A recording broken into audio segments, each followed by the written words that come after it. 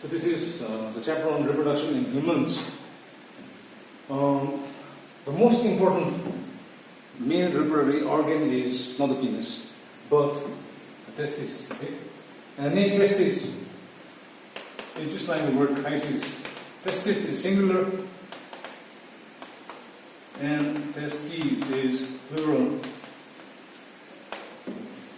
Okay, and the testis is produced in while the baby is still in the uterus, okay?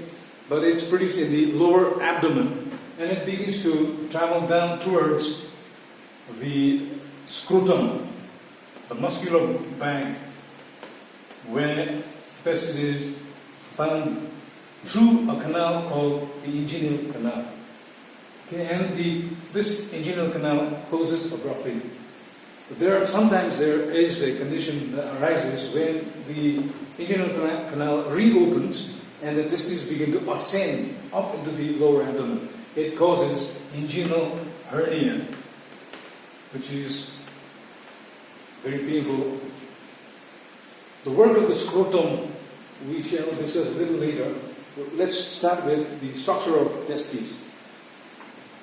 Testes is full of chambers. It has many chambers. Each of these chambers are called lobes. There are around 250 chambers on average. Some books say it's 200, some say 400. Maybe for an average of 200 to 300 chambers. Now this varies in different people. But the important thing is each of these lobes or chambers has tiny blood vessels, are not blood vessels, vessels which are called seminiferous tubules, the purple ones. There are up to 2 to 5 of these in each chamber. And surrounding it is another type of cell known as the interstitial cells or the Leydig cells. They have a very important role to play. And from there, the seminiferous tubules, they are joined to what is called the rete testis. It is a small segment of this duct which carries the sperms which are produced away from the testes. Now the work of the seminiferous tubules is to produce sperms or spermatozoa, which we shall discuss here. But once the sperms are produced, rete testis collects it and drives it towards vasa efferentia, also known as the efferent duct. Okay. And these efferent ducts eventually collect it into or push it into what's known as the epididymis. This is the structure where the immature spermatids are stored at a temperature which is approximately 3 degrees less than normal body temperature. So this is the normal body temperature, and approximately at 34 degrees Celsius centigrade that these sperm cells are stored in order to mature. Okay? Now this maintenance of this temperature, the particular temperature of 34, is done by the scrotum. It is a muscular bag which can push the testes into the lower abdomen to draw in some more warmth of the body if the temperature decreases below 34. If it exceeds, then it drops down and pulls the testes away from the body in order to drop down the temperature.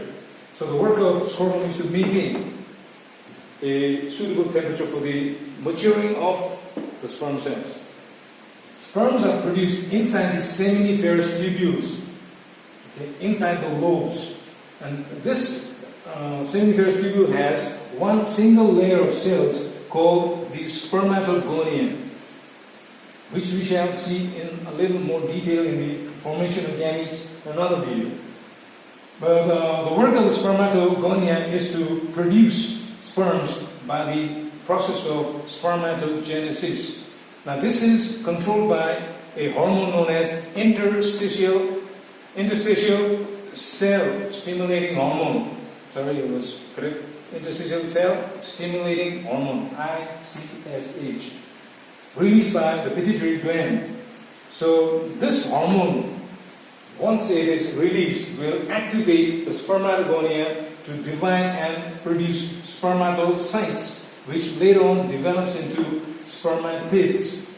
If you notice, there are purple long cells here inside the tubule called Sertoli cells.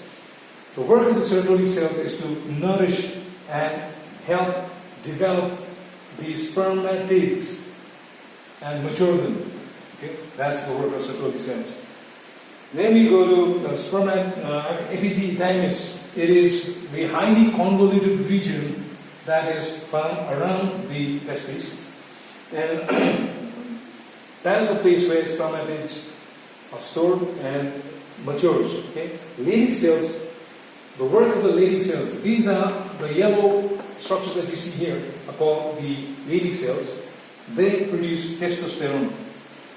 The work of the testosterone is very important because it's the main sexual hormone or sex hormone which gives the male features or characteristics, secondary and primary and secondary structures